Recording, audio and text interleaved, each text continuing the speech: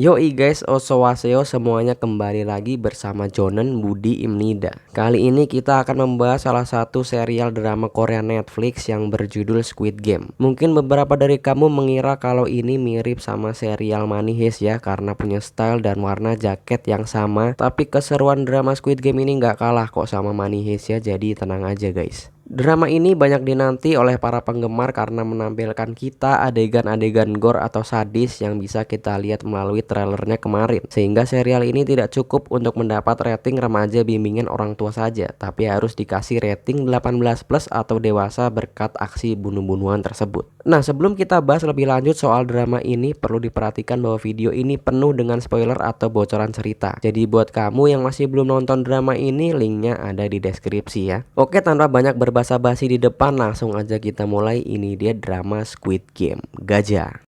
Yang pertama kita akan bahas adalah alur ceritanya, menceritakan kita tentang sekelompok orang yang mengalami kesulitan ekonomi, sehingga beberapa dari mereka bahkan terlilit hutang yang tidak sedikit. Karakter utama kita di sini bernama Song Gi-hun, tapi kita panggil aja Gi-hun, yang memiliki satu orang putri dari mantan istrinya, yang saat ini sudah tidak lagi tinggal bersama karena perceraian mereka. Nantinya sekelompok orang tadi akan memainkan 6 buah permainan masa kanak-kanak, yang beberapa diantaranya adalah kelereng, tarik tambang, bahkan engklek. Nah, untuk detail permainannya mungkin bisa kita bahas di video terpisah ya, karena kebetulan permainan-permainan ini tuh cocok banget buat kita ulas lebih dalam. Oh iya, permainan yang di drama ini adalah basisnya permainan anak-anak di Korea. Jadi kalau kamu pengen main congklak, di sini jelas nggak ada ya. Setiap pemain yang nantinya berhasil melewati dan memenangkan seluruh permainan akan mendapatkan uang tunai sebesar 45,6 miliar won, yang tentunya tidak dipotong pajak. Karena inilah Giung dan kawan-kawan ini auto seneng dong karena bisa dapetin uang sebanyak itu dengan effort yang enggak seberapa. Namun kejadian tak terduga pun terjadi ketika permainan pertama dimulai. Orang-orang yang kalah dalam game tersebut akan langsung dibunuh seketika dan membuat orang-orang di sana pada berlari-larian. Ternyata peraturan yang digunakan dalam permainan di sini yaitu orang yang kalah akan dibunuh dan mereka semua tidak diperbolehkan untuk mundur di tengah-tengah permainan. Oke, di sini aku berhentiin ya ceritanya. Untuk selanjutnya kamu bisa langsung lihat di Netflix aja, karena percayalah cinema experience-nya nggak akan mantap secara total kalau hanya diceritakan lewat alur ceritanya aja. Tentunya di sepanjang episode nanti kita akan dibuat terkesima dengan sederet adegan pembunuhan yang beberapa diantaranya ngebikin kita ngilu dan cukup untuk membuat kita tidak tidur dengan nyenyak. Tapi menurut aku pribadi, sensasi ngilu dan ngeri tersebut hanya cuman aku rasakan di beberapa episode awal aja. Mulai di pertengahan sampai akhir aku merasa adegan bunuh-bunuhan yang terjadi dilakukan dengan cara yang gitu-gitu aja,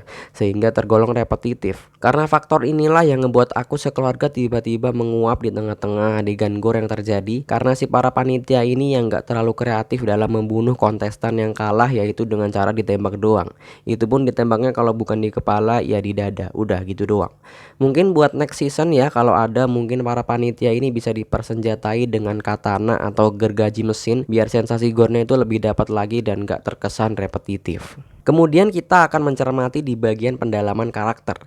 Beberapa dari lakon utama kita udah bagus dijelaskan secara singkat soal background kemiskinan mereka. Nah, kalau tadi dari sisi peserta juga terjadi ketidakjelasan di sisi panitia. Kita nggak dijelasin sebenarnya siapa sih orang-orang di balik topeng-topeng itu. Kok bisa mereka mau melakukan semua hal keji tersebut kepada para peserta? Apa motivasi yang membuat mereka bersikukuh menuruti semua peraturan yang ada di sana? Dan juga bagaimana cara mereka masuk atau direkrut oleh para VIP acara tersebut untuk menjadi seorang panitia. Nggak mungkin kan mereka buka lowongan kerja dicari panitia game kematian.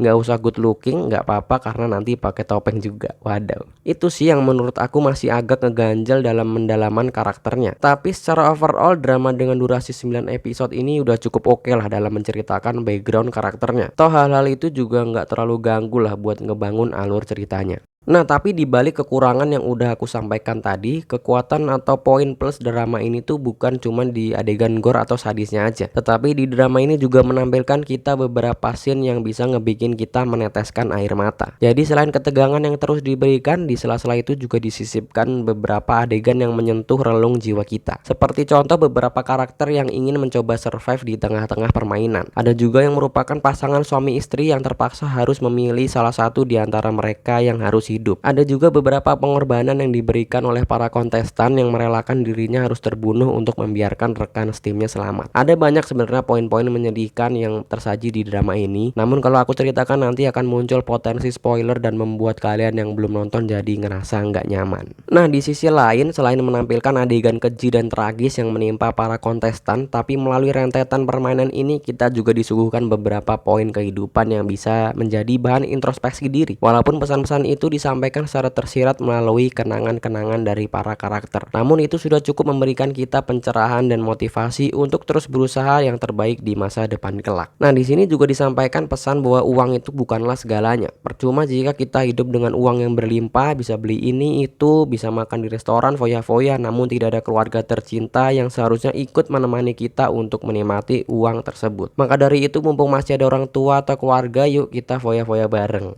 Oke, mungkin itu dulu aja sedikit tanggapan atau reaksi aku sebagai penonton terhadap drama Squid Game ini. Menurutku ini adalah salah satu drama yang ngebuat aku geram dan sedih di saat yang bersamaan. Namun ini juga jadi salah satu drama yang sulit untuk dilupain gitu aja. Perlu berhari-hari bahkan berminggu-minggu untuk bisa move on, tergantung ada drama lain nggak yang bisa jadi pelampiasan. Aduh, pelampiasan. So ya wes, gitu aja dari aku. Sehat-sehat buat kalian semua ya. Sampai jumpa di kesempatan yang selanjutnya. Kalau masih dikasih umur panjang, semoga.